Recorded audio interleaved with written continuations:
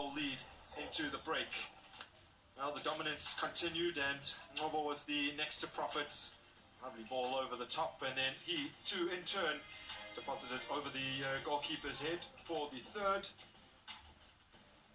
Baroka did hit back, which with what turned out to be a mere consolation, and this deflected header from Brian Shokane made the score 3-1.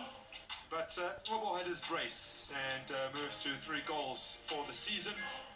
Really nicely finished after just dinking the ball over the goalkeeper's head for a third time in the game. Utterly dominant were the Glamour boys. The statistics reflect that. They had over 60% of the possession. They hit the target with 9 of their 17 shots. Baroka only managed to hit the target 3 times in 12 attempts. That's 25% of their efforts that actually managed to go on target.